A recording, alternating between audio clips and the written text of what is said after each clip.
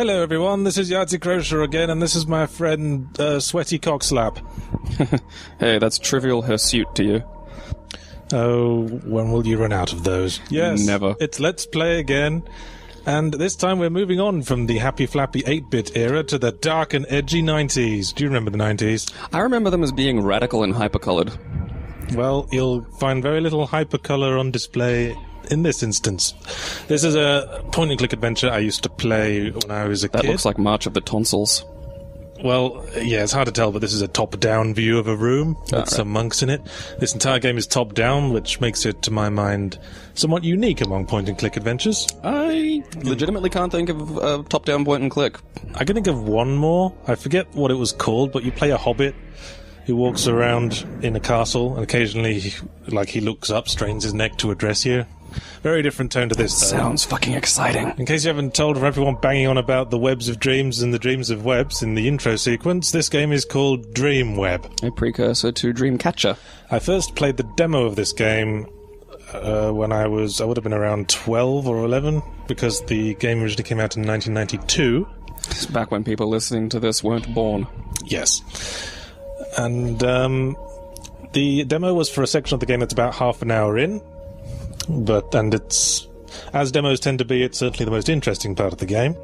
These early stages of the game are a wee bit slow and a wee bit boring, I'll fully admit that, but if I were to tell you now that this was one of the earliest games to be refused classification in Australia because of extreme gratuitous violence and full frontal nudity, then hopefully that'll keep your interest alive long enough to keep watching through the dull bits. How dare video games remind me of the violence inherent in my own species.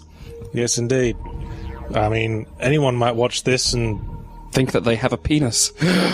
Yes, and slap their hands together to make blue objects fly around. Now, I wish I was capable of that. Now, the plot of this game is a little bit not particularly clear, a little opaque, I should say. Basically, there's this Dreamweb, which is the conjoined subconscious dreams of every person in humanity. There's some kind of Sackboy runs around. There's some kind of evil conspiracy to pervert it so that everyone's dreams get worse or something. And we are now being enlisted. Our main character, whose name is Ryan, has now been enlisted while standing around naked in the post-apocalyptic future. He's on his way to Thunderdome to prevent the evil conspirators from perverting the Dreamweb, which he will do by killing them all. What's that talking nodule? They must be destroyed. That makes perfect sense. It's a guy in a robe. No, I'm calling him talking nodule. He looks like a cyst my dad had.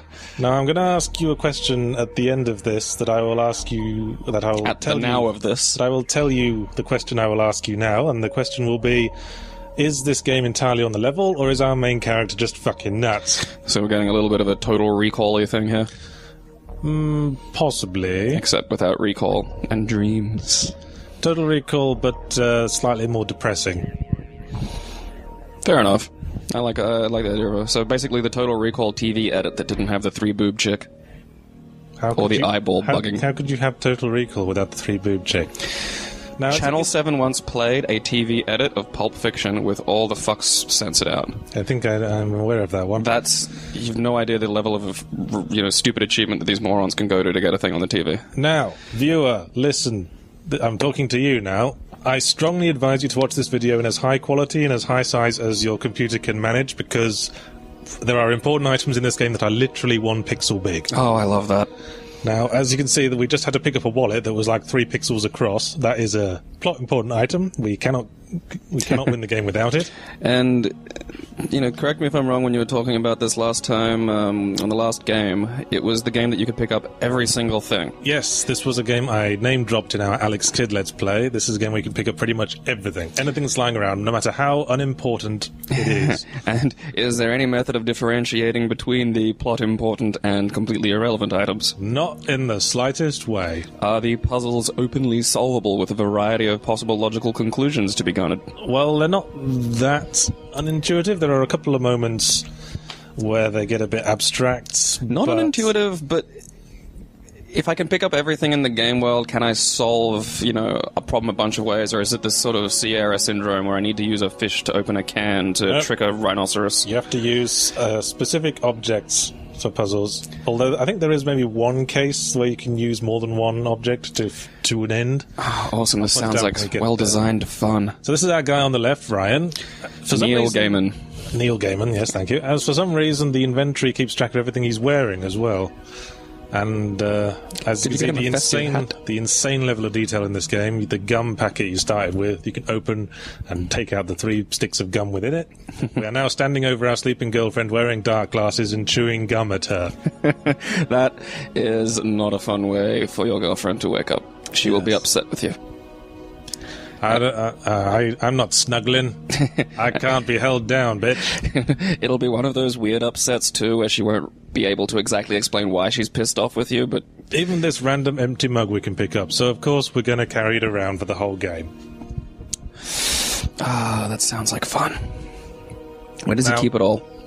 In his coat, presumably. The coat is the one item of clothing that's not mentioned in the inventory, although you'll notice that it doesn't, even though it keeps track of both your shoes individually, it doesn't mention that you're wearing underpants. Or socks. Or socks. I think Ryan is a commando man. So that's just, that's poor storytelling, that, if you're going to have individual shoes, you got to have the socks. I'll tell you this for the game, there's an insane amount of flavor text. As you can tell, virtually even the slightest, tiniest item, like even the tiniest pebble you can pick up for absolutely no reason, has got flavor text. Now, the flavor text... Wasn't this made by, 3 guys? Yeah, the entire credit to this game was about 3 guys, as we'll see in the end credits. God almighty, that must have gotten fucking boring. It was developed by the small company Creative Realitys, which presumably got a bit bigger because their next significant game that I know of was called Martian Gothic, and it was a PS1 survival horror, presumably made by more than 3 guys. Had an interesting mechanic, Martian Gothic, in that you switch between controlling 3 characters, and if any 2 of your characters met in the same location, you'd die. So that was the gameplay mechanic you had to avoid. Why would they die? Like the deities just strike them down, or did the characters hate each other and go batshit and murder each other? Or? Oh, it was a Dead Space-like thing. Their bodies would merge together. Oh, God. But, and demonstrating the detail in this game, you can only find these 4 items inside the fridge by finding the fridge handle, which is like 3 pixels across. And inside the fridge you'll find a cheese dish, some milk and some orange juice. Those items do not appear anywhere else in the game. Can you put them into a blender and make a hangover cure? Now, we're taking our toothbrush back. You're gonna break up with the girlfriend. Yes. Yes. And throw a cheese tray away. I just don't think we have any compatibility. We just like the wrong cheeses. Actually, we'll find that Ryan does have very specific taste in cheese when we get to his home. Staring at Ryan, I can't help but imagine that's exactly what Neil Gaiman wore for the 6 weeks after he saw the original Terminator movie. Well, you think he was wearing a bright purple shirt and blue jeans? Yes, I do. I'm pretty sure you could probably find a picture of that somewhere. And Ryan has just realised he is a man and not a lady, so he can't use lady pills. He's going to take them anyway, though. Because we can. That bitch said she won't have my child, did she? They're not even contraceptive pills. They're like period pain pills. I heard period pain pills are really good for general inflammation, like if you got a bad back. I think maybe someone was fucking with you, so that they could tell some people later that you took period pain pills. Well, pain's pain. I mean, it's not like these are specifically designed nanobots that go in and diddle the uterus. Like, it's just... Did you know I caught thrush once? That's awesome. How did that happen? I had to use the lady thrush cream. It was quite emasculating. Anyway, in case you're wondering, this entire apartment belonged to our girlfriend, Eden, who is worried about us because we're fucking nuts. And we're now going to steal all her tools. Yeah, that's... They specifically mentioned the screwdriver belongs to Eden. We're fucking taking it anyway. Well, what's she going to do with it? Fix that car? Probably, yeah. Because she's a lady in a video game and therefore presumably... Also technically proficient. Yeah, she knows how to fix cars. And hack open locked doors and everything else women can do in video games. And wear belly shirts. Yeah. Now, this was developed by an English company. 3 English guys, calling them a company is perhaps saying it. Well, wasn't that traditional? That'd be a company of men. Whatever. But this was developed by an English trio. But I think this game is supposed to be set in an American location, but every now and again the dialect gives it away.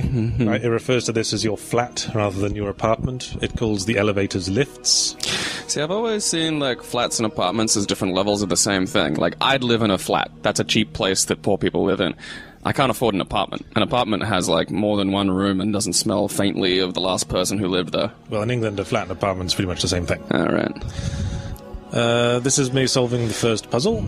Ooh. Inside our wallet was a piece of paper with our door PIN number written on it. In the future, no one has front door keys anymore. If you have the PIN number for your friend's house, you can get in and out as you please whenever you want.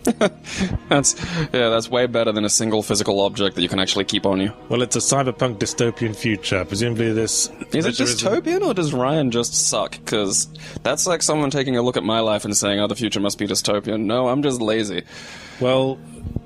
They do mention in some places that, society is going to hell and there's a major crime wave going on or something. Which is implied to be a consequence of the evil conspirators messing with the Dreamweb. Yeah. I had a nightmare last night and then raped. Dreamweb.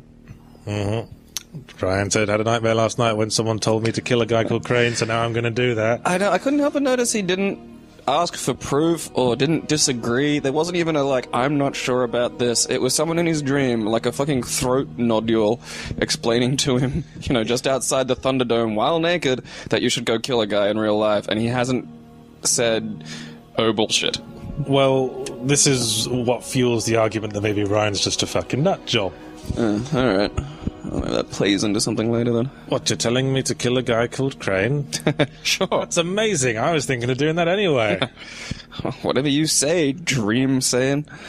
The contents of Ryan's fridge is a bit less classy than Eden's. He's got some beer and some Primula cream cheese. That's what he likes, please. Oh, so that's what that is. And Ryan is also the kind of person who puts bread in his toaster and then forgets about it.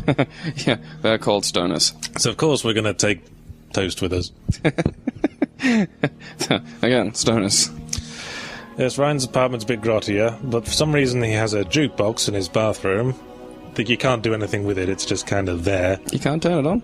No, there's no records in it if you try. He's just the kind of guy who likes to look at a colourful piece of bar furniture while shitting. I used to do that while in a bar, though it got a little awkward. What, while shitting? Yeah, I imagine it would get awkward. And Ryan has either been to Ibiza or he's stolen from someone who has. Isn't that horrible place where horrible English people go on vacation? That is definitely the right place you're thinking of.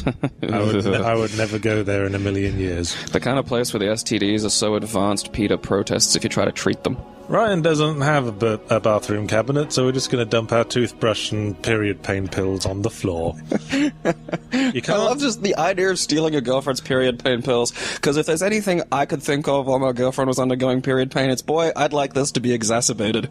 You can't actually walk to specific points. You can only walk to places that's associated with interacting with an object in the world. In a top-down game, though, that's not so... I mean, the sort of, 2D sort of... side-on ones, you can be in the way of stuff. At this point, I'm very disappointed that we can't put a slice of toast in the network cartridge slot for our computer. And incidentally, network cartridges are the reformatable media of choice in computers. And this single lone green pixel was a P, which of course I'm going to take with me. I was really hoping I could keep it in my wallet as a sort of lucky keepsake, but apparently not. Or the toast, for that matter. That's almost a meal. Some containing objects are very specific about the things you can put in it. Yes, cartridges. There's two can fit a whole several meg on it. There's two very specific words I want you to note in this description of Ryan's computer. When did this game come out again? 92, I believe. Were there even high-definition TVs back then at all? Well, apparently there were, and this was it. High-def computer screens. It's just text. I can see the green. Yes, these are internet computers in the future. They have some kind of DOS interface. And you have to the world's most user-friendly interface. You actually have to learn the computer commands. I think this was as like a pseudo copy protection thing, because you could only find out your login password and how to use the computer language by reading the attached Yeah. Like writings. I kind of, I miss that old copy protection where you get like a big booklet and it would have, all this different flavor text and, fun stories and odds and ends in it. And then, didn't the original Monkey Island have like the pirate wheel? You had to like spin faces and you'd line up pirates and then... I think that was Monkey Island 2, wasn't it? I remember a wheel with Monkey Island 2. I can't remember specifically. We're just checking Ryan's email. He's just been fired.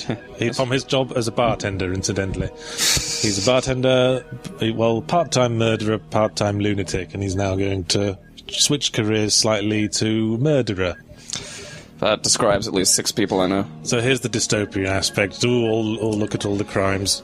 Look at all the horrible crimes. They must be having bad dreams. Gang of masked men. Ooh, and women. Must be having bad... Yeah, well, you can't say it's not like equal opportunities crime. Yeah, it's kind of like the Starship Troopers of criminal activity. These news reports are so fucked up. They're so ADD. They talk about, like, all that business with the crime spree. Then they say, then a teacher was brutally murdered. And then another thing happened. Here's a fluffy kitten. Teacher death. So, it might not seem like it, but we have begun our quest to murder someone we barely know, and the first step of that is to visit our friend Lewis. Also, Ryan apparently owns a van. Wouldn't he, though? Come on, kids, get into Neil Gaiman's shifty mystery van and come to a world of adventure. You mean like the place from Coraline? Yeah, except I don't sew buttons into your eyes. I definitely think Ryan's face is the sort of thing you'd expect to see over a car window that's just been lowered, saying the words, "Get in, I'm a friend of your mother's." What's her name? I don't know. Beatrice, get in the van. Lucky guess. This is our friend Lewis's place. That's not our friend Lewis. It's not our friend anything.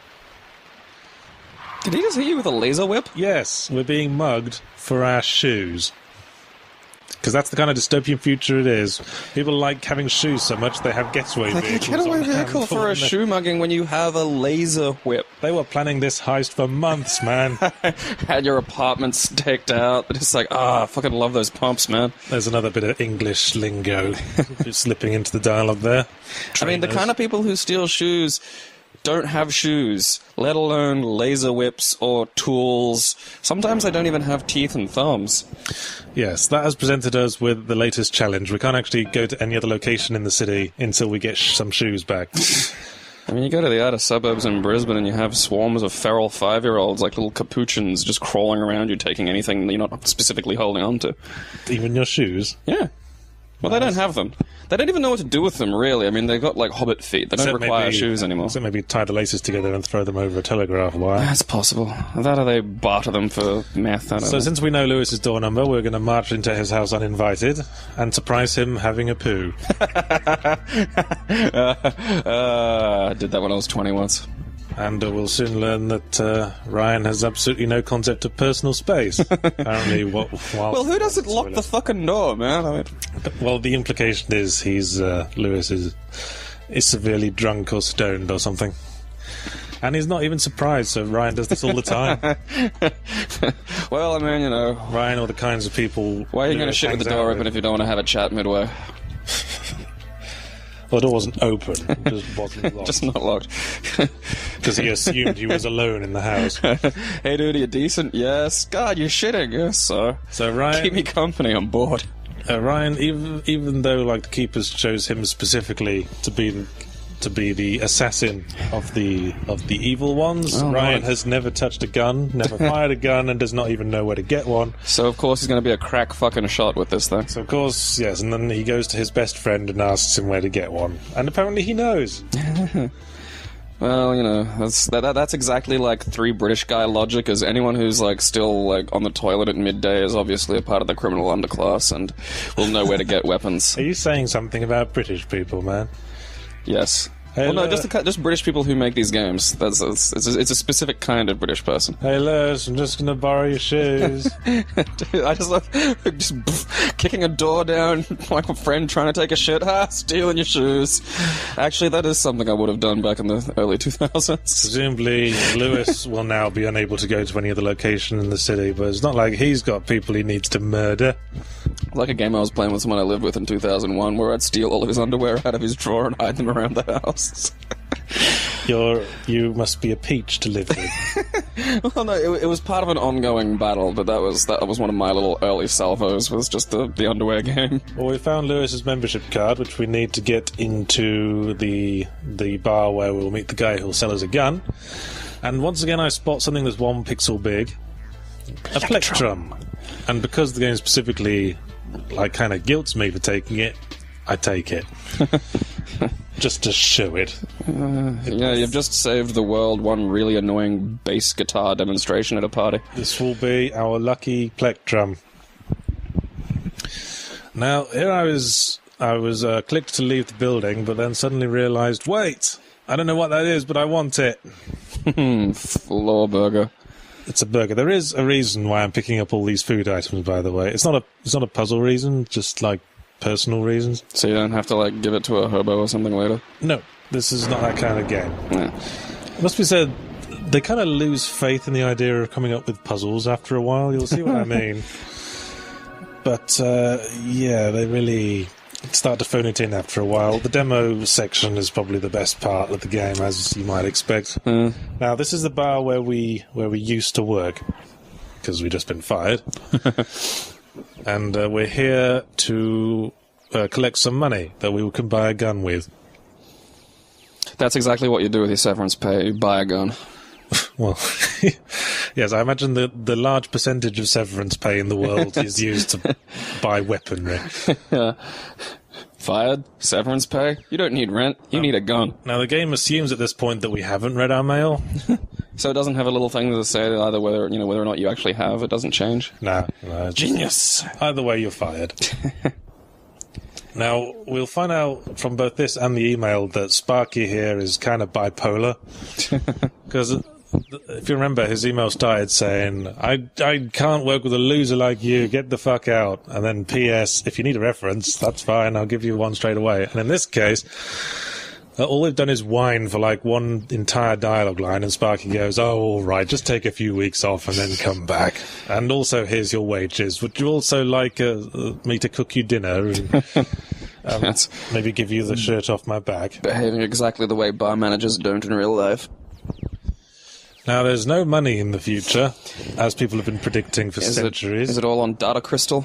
No, it's all on cash cards. To be fair, I very rarely actually carry cash these days. Now we're talking to a random bar person. It means I can tell bums to fuck off. Believe it or not, this is a vital puzzle we need to solve, is talk to this random bar person, because he tells us about a man called David Crane. That's what every random person in a bar hopes, is that someone will come and talk to them. Crane? Why, I think we've heard that name before. Isn't that someone we're supposed to murder, according to our dream? And as luck would have it, he's a rock star who's staying at a hotel. Good, then he deserves to die. Hopefully we can get through the Catcher in the Rye before we get there. Let's see who understands that joke.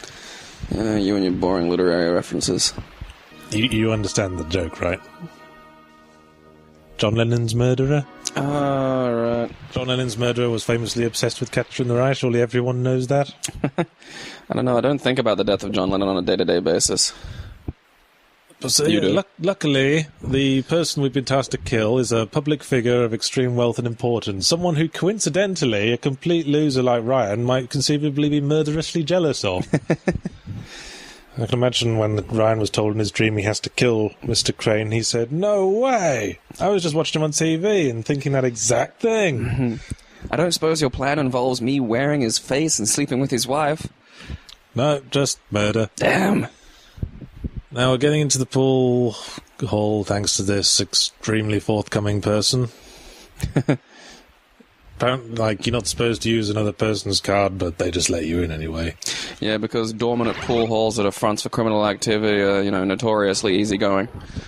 Yeah, all the criminal masterminds around here are kind of easy to get to. Yeah, masterminds in inverted commas. Kind of surprisingly easy to get to and surprisingly forthcoming, as we will soon learn. Now, for the second person we talk to is another bartender. Good way to get around town and find things out. Certainly is. What can I get ya? What are you buying? What are you buying, stranger? As we can see, Vietnamese 8-year-olds. Ryan is pretty much the worst potential murderer in the world. He's wandered straight into a bar full of Fucking people hell. with his face fully on display and said, "Hi, I'm friends with this person you all know, so he can presumably supply my address. I would like to buy a gun, please." Hello, I was referenced to this den of criminals by my friend Lewis. My friend Lewis said I could buy a gun here. I don't want it for murdering people. You may want to talk to my friend Lewis about that later when you see him. You know- He gave me the card to get in here and said I was able to come in here and procure a gun for violent crime. You know, Ryan isn't even smart enough to say, "I will not be using this gun to murder people." That's...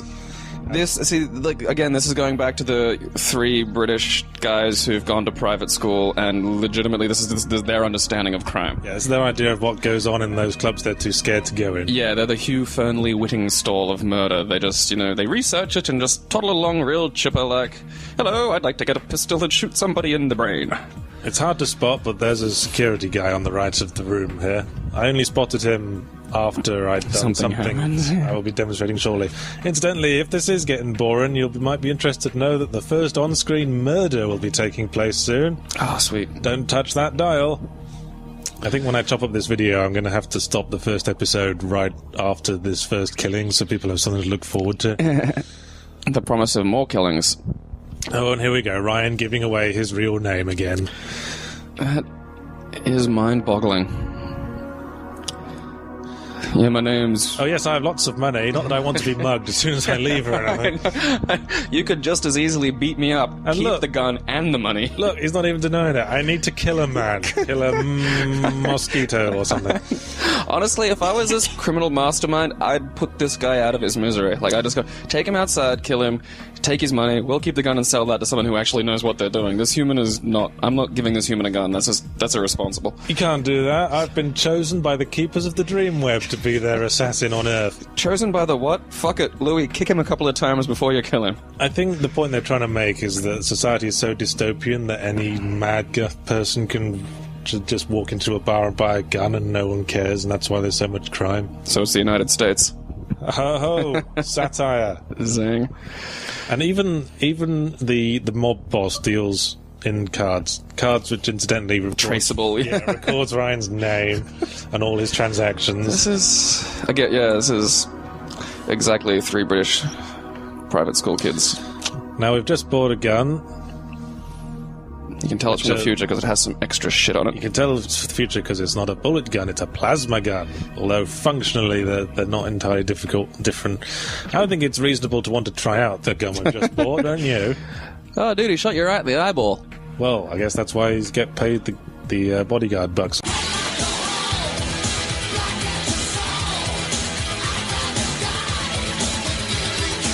All of that. Now, the plot of this game is a little bit not particularly clear, a little opaque, I should say. Basically, there's this Dreamweb, which is the conjoined subconscious dreams of every person in humanity. There's some kind Where of Sackboy runs around. there's some kind of evil conspiracy to pervert it so that everyone's dreams get worse or something. And we are now being enlisted. Our main character, whose name is Ryan, has now been enlisted while standing around naked in the post-apocalyptic future. He's on his way to Thunderdome. To prevent the play when I was a That kid. looks like March of the Tonsils. Well, yeah, it's hard to tell, but this is a top-down view of a room with some monks in it. This entire game is top-down, which makes it, to my mind, somewhat unique among point-and-click adventures. I legitimately can't think of a top-down point-and-click. I can think of one more. I forget what it was called, but you play a hobbit who walks around in a castle, and occasionally, he looks up, strains his neck to address you. Very different tone to this, though. Sounds fucking exciting. In case you haven't told of everyone banging on about the webs of dreams and the dreams of webs in the intro sequence, this game is called Dreamweb. A precursor to Dreamcatcher. I first played the demo of this game when I would have been around 12 or 11, because the game originally came out in 1992. It's back when people listening to this weren't born. Yes. And the demo was for a section of the game that's about half an hour in, and it's as demos tend to be, it's certainly the most interesting part of the game. These early stages of the game are a wee bit slow and a wee bit boring, I'll fully admit that, but if I were to tell you now that this was one of the earliest games to be refused classification in Australia because of extreme gratuitous violence and full frontal nudity, then hopefully that'll keep your interest alive long enough to keep watching through the dull bits. How dare video games remind me of the violence inherent in my own species. Yes, indeed. I mean, anyone might watch this and think that they have a penis. Yes, and slap their hands together to make blue objects fly around. Now, I wish I was capable. Hello everyone, this is Yahtzee Crochet again, and this is my friend Sweaty Cockslap. Hey, that's trivial hirsute to you. Oh, when will you run out of those? Yes, never. It's Let's Play again, and this time we're moving on from the happy flappy 8-bit era to the dark and edgy 90s. Do you remember the 90s? I remember them as being radical and hypercolored. Well, you'll find very little hypercolor on display in this instance. This is a point-and-click adventure I used to